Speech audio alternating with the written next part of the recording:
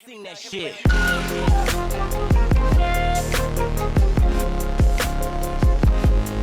Shit.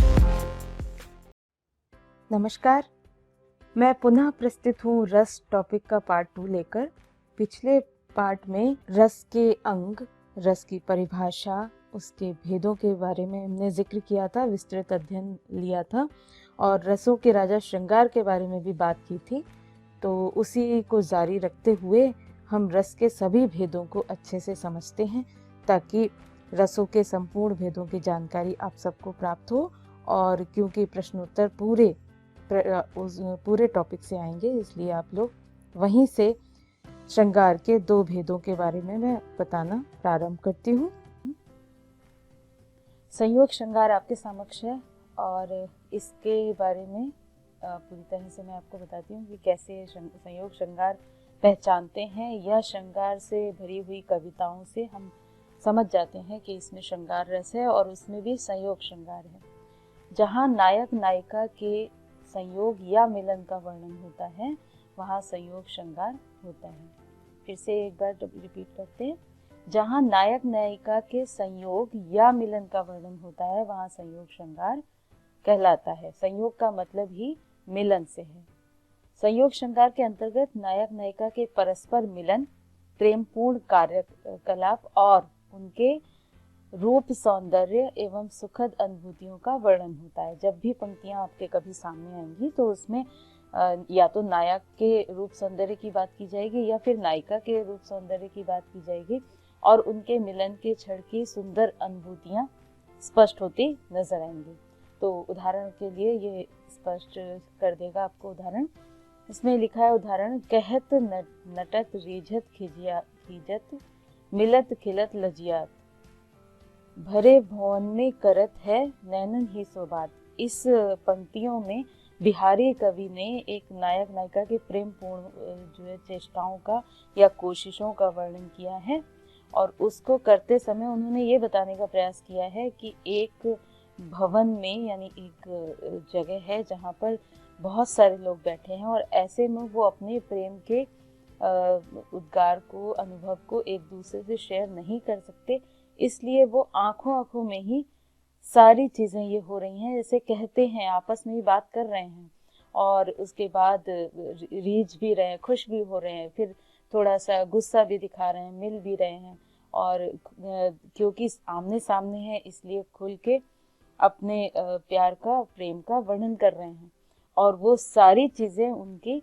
आंखों में, इशारों में हो रही है। इसलिए यहाँ पर संयोग श्रृंगार का उत्कृष्ट उदाहरण है ये। दूसरा आपका जो है वो है विप्रलंब श्रृंगार भी कहा जाता है। वैसे वियोग श्रृंगार के नाम से श्रृंगार के दूसरे भेद को हम अच्छे से समझ सकते हैं।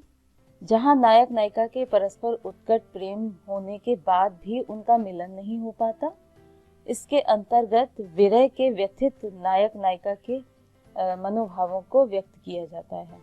अब इसमें कहने का आशय ये है कि जब नायक नायिका का आपस में मिलन होने निश्चित नहीं हो पाता, वो विरह भोग रहे हैं या फिर मिलन के बाद बिछोड़ने का कोई सीन स्पष्ट होता है, जैसे कृष्ण और राधा और गोपियों की बात अगर हम करें तो एक क्षण वो है जहाँ पर कृष्ण और राधा और गोपियां सब रास लीला कर रहे हैं वृंदावन में, और एक क्षण वो होता है जब वो मथुरा चले जाते हैं और वो जो समय होता है जो सूरदास जी ने अपने सूर श्रृंगार में बहुत अच्छे से वर्णित किया है, उस समय का उदाहरण अगर हम कहें तो वो वियोग श्रृंगार के अंतर्गत आएगा, क्योंकि उस समय नायक अर्थात कृष्ण मथुरा जा चुके हैं और नायिकाएं जो है नायिका राधा और गोपियां सब उनके विरह का अग्नि में जल रही हैं।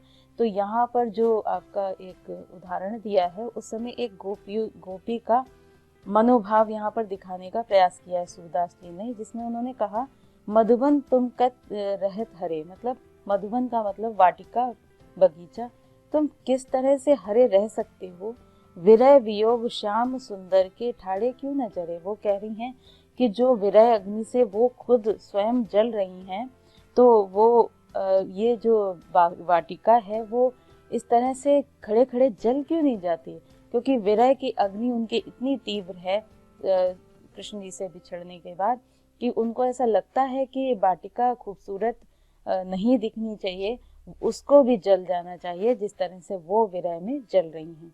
तो ये सूरदास जी की कही हुई पंक्तियां हैं और इसमें वियोग श्रृंगार का बहुत खूबसूरत वर्णन किया है।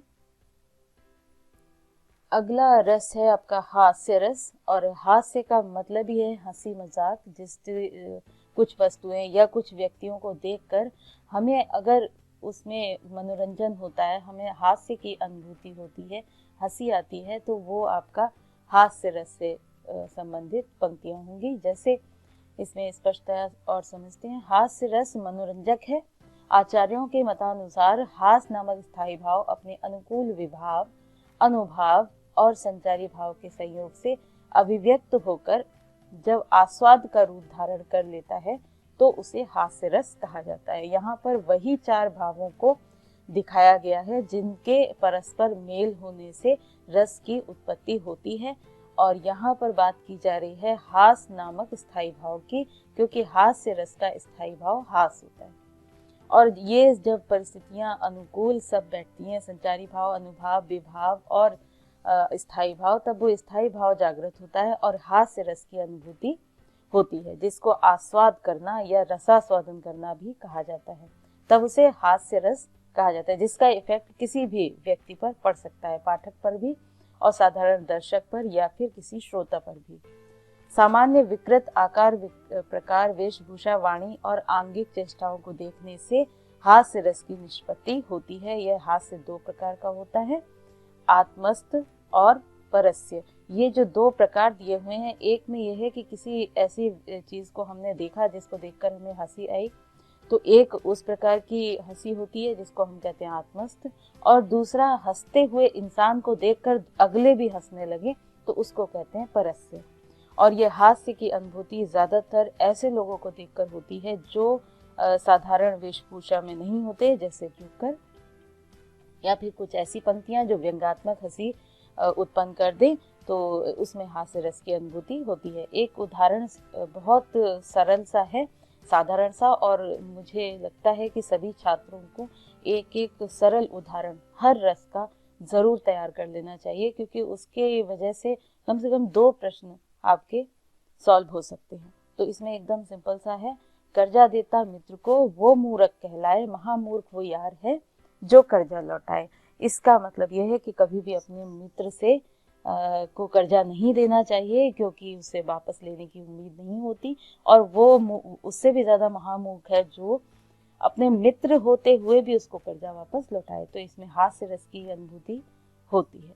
अगला है हमारा करुण रस, और करुण से शब्द से ही समझ में आ रहा है कि इसमें दुख और दया और इसकी करुणा की अनुभूति हो रही है, शब्द से ही समझ में आता है। और यहाँ पर स्पष्ट हम ये समझ सकते हैं कि किस तरह से करुण रस की उत्पत्ति होगी, कब होगी। जहाँ किसी हानि के कारण शोक भाव, शोक कब होता है, जब अथाह दुख के सागर में हम डूब जाते हैं, तब शोक की अनुभूति होती है। तो शोक जो है वो करुण रस का स्थायी भाव है।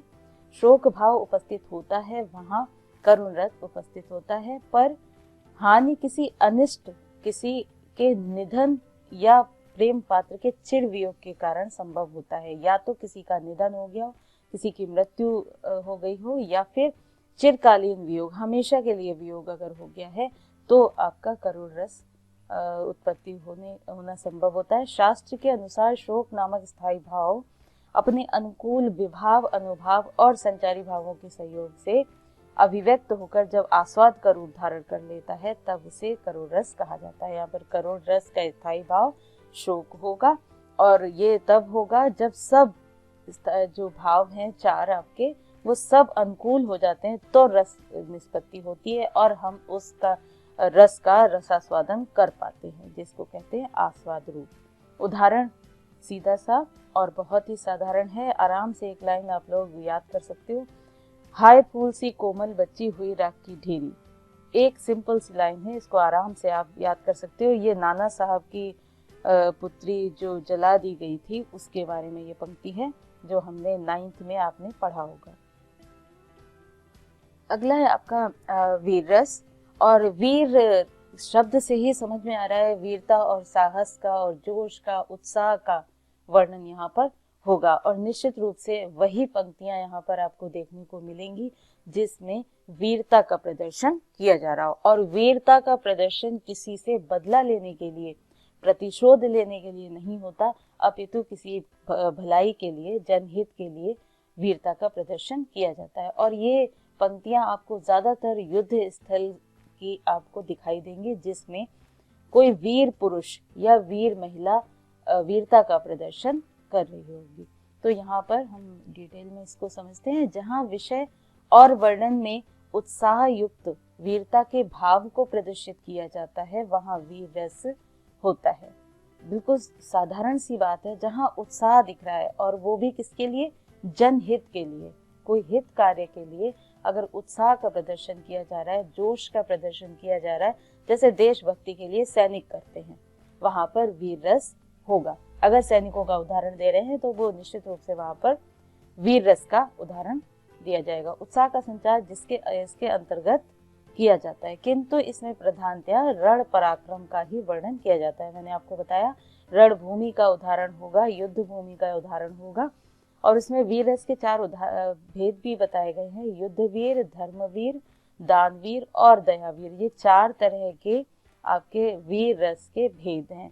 तो कभी प्रश्न आ जाए कि वीर रस के कितने भेद हैं, तो 4 भेद इसके होते हैं। और यहाँ पर आपको पिक्चर भी नजर आ रही है, राणा प्रताप और शिवाजी और झांसी की रानी, इन सब का उदाहरण आपको पंक्तियों में दिखाई दे सकता है और आपको समझ जाना चाहिए कि वो वीर रस के उदाहरण हैं। उन्हीं में से आप भी एक तैयार कर सकते हैं, सीधा सा उदाहरण, चाहे वो आपका बुंदेले हरबोलों के लिए मुँह हमने सुनी कहानी के वाला, चाहे आप कोई भी देशभक्ति गीत, कोशिश ये होनी चाहिए कि फिल्मी ना हो।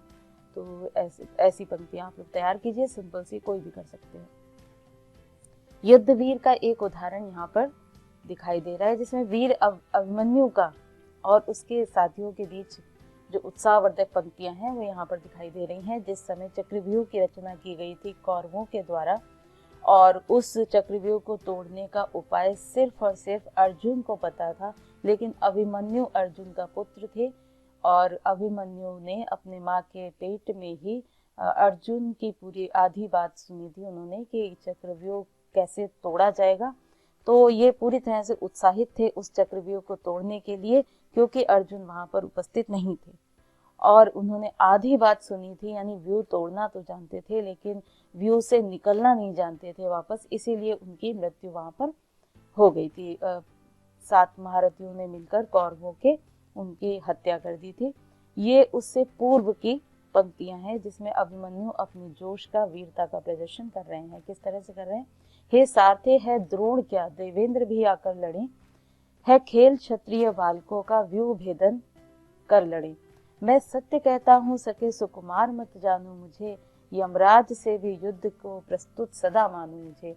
ये अभिमन्यु बहुत कम एज के हैं और सुकुमार इसीलिए शब्द आया, युवक है और वो जाने को तैयार है उस चक्रव्यूह को भेदने के लिए, ताकि युद्ध को आगे बढ़ाया जा सके और सत्य की जीत हो, यानी पांडवों की और श्री कृष्ण की जीत हो। इसी को सुनिश्चित करने के लिए वो बहुत छोटी उम्र में होने के बावजूद भी जाने को तैयार है। अगला रौद्र रस है और रौद्र का मतलब क्रोध से है। रौद्र रूप धारण जब होता है तो हित अहित कुछ भी समझ में नहीं आता। और ये रौद्र रस में आपने जो पिक्चर देख रहे हैं आप, ये परशुराम वाला संवाद चल रहा है यहाँ पर, राम लक्ष्मण परशुराम संवाद जो कि सिलेबस में है, उसी का चित्र है जिसमें रौद्र रूप धारण कर रखा है परशुराम जी ने। तो आप इसको समझिए किस तरह से हम पहचानेंगे और कैसे उनकी पंक्तियों को समझेंगे। रौद्र रस क्रोध भाव को व्यंजित करने वाला रस है, यानी क्रोध इसका स्थायी भाव है रौद्र रस का। शास्त्र के अनुसार सहृदय में क्रोध नामक स्थायी भाव अपने अनुरूप विभाव, अनुभाव और संचारी भाव के सहयोग से जब अभिव्यक्त होकर आस्वाद रूप धारण कर लेता है तब उसे रौद्र रस कहा जाता है। यानी ये 4 भाव जो है जब अनुकूल वातावरण, सब एक जैसे होते हैं, तब उन सब के संयोग से रस की उत्पत्ति होती है और वो रस होता है रौद्र रस। जहाँ पर अब ये पहचाने के कैसे आप लोग पंक्तियों में जहाँ पर विरोध दिखाया जाए, अपमान और प्रतिशोध जैसी भावना हो, उपकार के प्रति प्रतिशोध की भावना नजर आ रही है, तो वहां पर क्रोध उपजता है और यही रौद्र रस का साकार रूप। राम लक्ष्मण परशुराम संवाद में इस उदाहरण को देखा जा सकता है। रे नृप बालक काल बस बोलत तो ही न संभार, धनु ही सम त्रिपुरारी धनु विदित सकल संसार। ये पंक्तियां जो हैं परशुराम जी ने लक्ष्मण जी से कही थी जब वो आपस में वाद विवाद कर रहे थे और लक्ष्मण जी धनुष को, यानी जो शिव जी का धनुष था पिनाक, उसको साधारण धनुषों से उनकी तुलना कर रहे थे और इस बात को सुनकर परशुराम जी अत्यंत क्रोधित होकर बोल रहे थे कि हे राजा के पुत्र, तू मृत्यु के वश में है, इसलिए तू संभाल कर बात नहीं कर रहा, क्योंकि तूने साधारण छोटे छोटे धनुषों के समान त्रिपुरारी के धनुष को बता दिया है, जबकि पूरा संसार जानता है कि ये परशुराम जी का जो शिव भक्त हैं, जो उन्होंने अपने गुरु का धनुष जनक के पास रखवाया था उसको संभाल कर रखने के लिए, लेकिन राम जी के द्वारा उसको तोड़ दिया गया है, ऐसा वो समझते हैं, इसलिए वो इस तरह की पंक्ति बोल रहे हैं और ये सटीक पंक्ति है रौद्र रस को दर्शाने के लिए। अगला आपका भयानक रस, और भयानक तो बहुत ही ज़्यादा साधारण है बच्चों, क्योंकि भयानक का मतलब ही है भय, और भय इसका स्थायी भाव है भयानक रस का, और भय जो है इसका मतलब है डर जाना। अत्यधिक तीव्रता से जब बिजली कड़कती है तो सभी लोगों को भय लगता है, सभी लोग एकदम से ठिठुर जाते हैं, कांप जाते हैं, और ऐसा ही वातावरण तब भी होता है जब हम सामने किसी बलवान शत्रु को देख लें जो हमारा दुश्मन है और वो बलवान है और हमें लगता है कि उससे हमें हानि पहुंचेगी, तब भी भयानक रस की उत्पत्ति होती है। ऐसे ही जंगली हिंसक जानवरों के सामने भी भय की उत्पत्ति होती है। शास्त्र के अनुसार किसी बलवान शत्रु या भयानक वस्तु को देखने पर उत्पन्न भय ही भयानक रस होता है। भय नामक स्थायी भाव जब अपने अनुरूप आलंबन, उद्दीपन और संचारी भावों को असहयोग प्राप्त कर आस्वाद रूप धारण कर लेता है तो इसे भयानक कहा जाता है। अब यहाँ पर पंक्तियों से और स्पष्ट हो जाएगा, यहाँ पर हिंसक पशुओं का जिक्र होगा और जहाँ पर एक राहगीर फंस गया है, देखिए, एक ओर अजगरही लखी एक ओर मृगराए, विकल बटोही बीच ही पर्यो मूर्छा खाए। यहाँ पर दिखाया है कि लाखों अजगर हैं एक तरफ और एक तरफ शेर है, और बीच में बटोही मतलब राहगीर, बीच में राहगीर है, उसको समझ नहीं आ रहा है कि वो इधर से जाए कि इधर से जाए, दोनों तरफ खतरा महसूस हो रहा है। ऐसे में वो बहुत डर गया है और डरने की वजह से मूर्छित हो गया है वो, यानी बेहोश हो गया है। ये इसमें आपका दिख रहा है वर्णन किस तरह से वो दोनों के बीच में फंसकर भय से ओतप्रोत होकर, और उसने आलंबन यानी शेर को देखा है या अजगर को देखा है, और उद्दीपन वहाँ का जंगल का वातावरण जिसको हम उद्दीपन की संज्ञा में रखेंगे। ये संचारी भाव जब वो बुरी तरह से कांपने लगा या फिर उसको चिंता और वैसी चीज़ें जब सताने लगी, चिंतित हो गया, तब वो संचारी भाव होगा और सभी के मेल से भयानक रस की उत्पत्ति होती है। अगला हमारा है विभत्स। विभत्स का मतलब ये होता है कि छत विछत शब्द दिखाई दे। ऐसा युद्ध स्थल के समय देख सकते हैं कि युद्धोपरांत पूरा जो युद्ध स्थल होता है लाशों से घिरा होता है और उस समय उस पर चील, कौवे, गिद्ध जो वैसे मांसाहारी पक्षी होते हैं वो सब उनको नोच नोच कर खा रहे हैं। इस तरह की पंक्तियां आपको दिखाई देंगी जब विभत्स रस होगा, घृणात्मक सीन होगा, ऐसा दृश्य जिसको ये तरफ आपको देखने का मन ना करे। तो घृणात्मक आपका अगर सीन कहीं पर दृश्य दिखता है और पंक्तियां इसी जैसी होती हैं तो आपका वहाँ पर विभत्स रस होगा। इसको हम डिटेल में समझ लेते हैं। विभत्स घृणा के भाव को प्रकट करने वाला रस है। आचार्यों के मतानुसार जब घृणा या जुगुप्सा का भाव अपने अनुरूप आलंबन, उद्दीपन और संचारी भाव के सहयोग से आस्वाद का रूप धारण कर लेता है तो उसे बीभत्स रस कहा जाता है। यानी स्थायी भाव जो है या तो हम घृणा कह सकते हैं और या फिर जुगुप्सा, ये दोनों ही बीभत्स रस के स्थायी भाव हैं।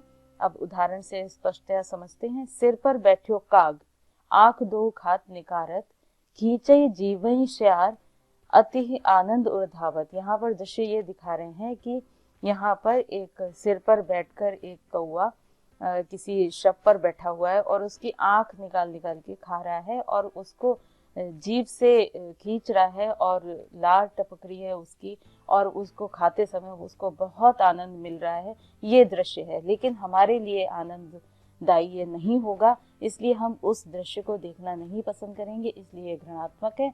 और जहाँ पर ऐसा घृणात्मक सीन नजर आएगा तो वो सब आपका बीभत्स रस के अंतर्गत आता है। नोचते हुए गिद्ध वगैरह यहाँ पर घृणित कार्य कर रहे होंगे, तो यहाँ पर बीभत्स रस की उत्पत्ति दिखाई दे रही है। अगला है अद्भुत रस। और अद्भुत दृश्य में जब हमें कोई ऐसा नजारा दिख जाए जो चमत्कारिक लगे, इह लोक का ना लगे, अलौकिक दृश्य नजर आए, तो फिर उसमें कहते हैं अद्भुत रस होना। जहाँ पर विस्मय करने वाला, विस्मय मतलब आश्चर्यचकित कर देने वाला दृश्य है, तो फिर वो अद्भुत रस के अंतर्गत आएगा। विस्मय करने वाला अद्भुत रस कहलाता है जो विस्मय भाव अपने अनुकूल आलंबन, जैसा विस्मय भाव को चाहिए वैसा ही अनुकूल आलंबन मिल जाए, यानी कारण मिल जाए, उद्दीपन यानी जो रस उत्पन्न होने वाला है उसको बहुत तीव्रता प्रदान करे ऐसा दृश्य, फिर अनुभाव, शारीरिक क्रियाएं और संचारी भाव का संयोग पाकर आस्वाद का रूप धारण कर लेता है, तो उसे अद्भुत रस कहते हैं। इसका आलंबन अलौकिक या विचित्र वस्तु या व्यक्ति है, ऐसी चीज जो अलौकिक नजर आए, चमत्कारिक नजर आए। तो यहाँ पर पंक्ति जो दी गई है इसमें इन्हीं कान्हा के एक क्रिया थी जिसमें वो माटी खाते थे, उसका ही दृश्य इस पंक्ति में नजर आ रहा है। अखिल भुवन चर अचर सब, हरिमुख में लखिमात, चकित भई गदगद वचन विकसित द्रग पुलकात। यशोदा माँ ने जब माटी खाते हुए कृष्ण को देखा और उनकी सखियों ने उनसे शिकायत की कि कान्हा माटी खा रहे हैं, तो उन्होंने उनके मुख को खुलवा कर देखा तो वहां पर उनके पूरा अखिल ब्रह्मांड उनके मुख में नजर आ रहा था। चर अचर सब वस्तुएं और सब कुछ उनको माता को दिखाई दिया और उसको देखकर वो एकदम आश्चर्यचकित हो गई और गदगद खुश भी हो रही हैं और आश्चर्यचकित भी हैं। एक समय ये आया कि वो मूर्छित हो गई। तो ऐसा दृश्य उन्होंने अद्भुत जो देखा था उससे उनके द्रग यानी नेत्र बहुत ज्यादा प्रसन्न होकर बड़े बड़े हो गए। तो ये दृश्य जो है अलौकिक दृश्य देखकर अद्भुत रस की बात हम यहाँ करते हैं। और इसमें प्रस्तुत अंश में माता यशोदा का मुख के कृष्ण के मुख में ब्रह्मांड दर्शन से उत्पन्न विषय के भाव को प्रस्तुत किया गया है। यहाँ पर कुछ दृश्य ऐसे नजर आते हैं कभी कभी जो असंभव से प्रतीत होते हैं। किसी के मुख में, किसी साधारण व्यक्ति के मुख में कभी भी ब्रह्मांड जैसे दृश्य नहीं नजर आएंगे। शांत रस।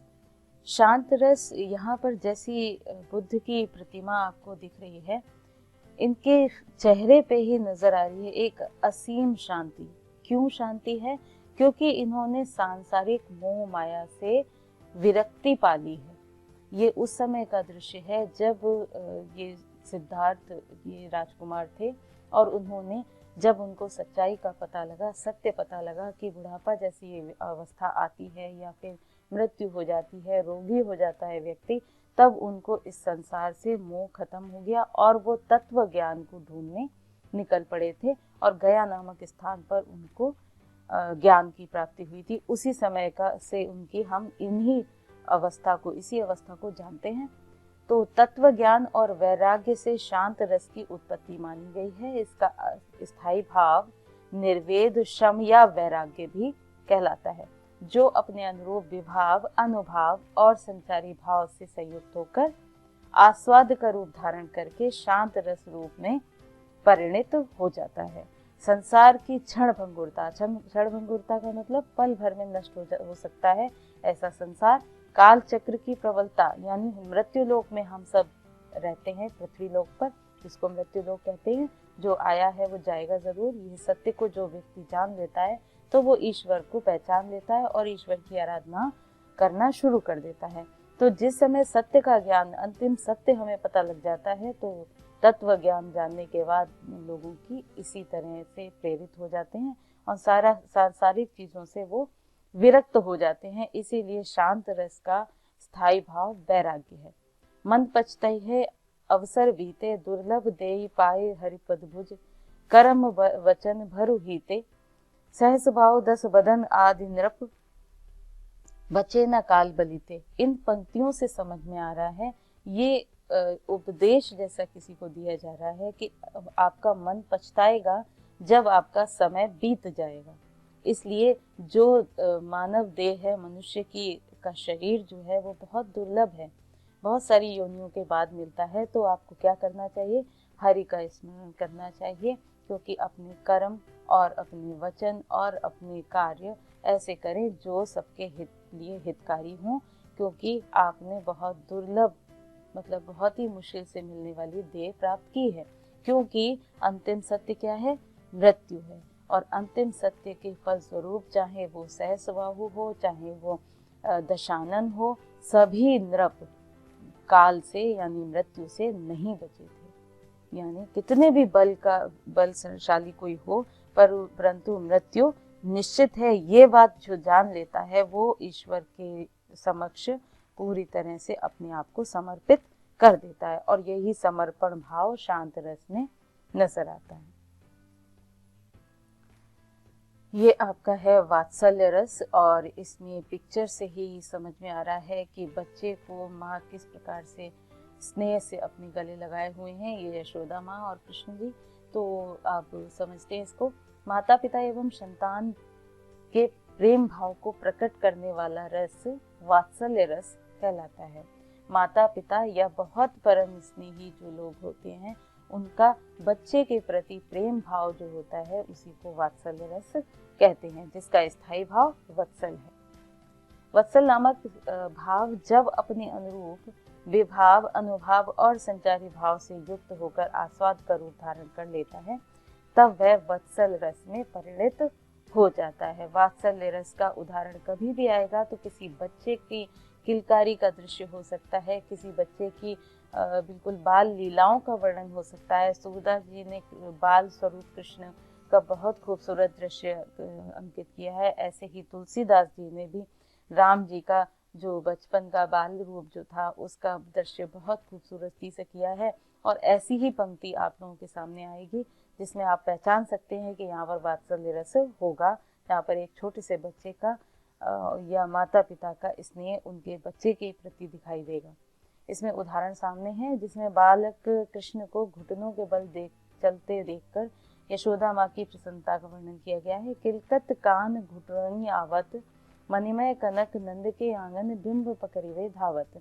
यहाँ पर हंसते हुए कान्हा जो है घुटनों घुटनों चल रहे हैं, आ रहे हैं, और जो नंद का आंगन है उसमें मणियां लगी हुई हैं, सोने का महल है, मणियां लगी हुई हैं, उसमें अपने ही प्रतिबिंब को देखकर उसे पकड़ने के लिए वो आंगन में दौड़ रहे हैं। धावत मतलब दौड़ना। तो ये जो बाल क्रिया है इसको देखकर यशोदा माँ बहुत खुश हैं, बहुत ही ज्यादा पुलकित हुई जा रही है। भक्ति रस, भक्ति रस में भगवत रति की बात की जाती है। मैं पहले भी आपको बता चुकी हूँ कि श्रृंगार रस में नायक नायिका के प्रेम की बात की जाती है, और यहाँ पर भक्ति रस का ये उदाहरण है। यहाँ पर भगवत भक्ति की बात की जाती है, और इससे पूर्व जो वात्सल्य आप देख रहे थे उसमें बच्चों के प्रति रति की भावना होती है। तो ये आपका भक्ति रस है। भक्ति रस का स्थायी भाव है दास्य। दास्य मतलब भगवान का अपने आप को दास जैसा मानना, जैसा मीरा की भक्ति में कई जगह पर, कई स्थानों पर पाया जाता है। भगवत रति इसका आपका स्थायी भाव है। मुख्य रस रूप जो 10 प्रकार के ही माने गए हैं, परंतु हमारे आचार्यों द्वारा इस रस को भी स्वीकार किया गया है। इस रस में प्रभु की भक्ति और उनके गुणगान को देखा जा सकता है। उदाहरण के लिए, मेरी तो गिरधर गोपाल दूसरो न कोई, ये जाके सिर मोर मुकुट मेरो पति सोई, ये जो पंक्तियां हैं ये मीरा जी की हैं। और यहाँ मीरा ने अपने आप को पूरी तरह से समर्पित कर दिया था ईश भक्ति में, और अंततः वो कृष्ण भक्ति में ही लीन हो गई थी। इसी जैसे उदाहरण आप लोग कोई भी लिख सकते हैं। राम जी का भी लिख सकते हैं, राम जपू राम जपू राम जपू बाबरे, ये भी कर सकते हैं। कोई भी भजन की पंक्तियां आप भक्ति रस के उदाहरण के तौर पर लिख सकते हैं, और ये ज़्यादातर सगुण भक्ति धारा वालों के लिए ही होता है भक्ति रस।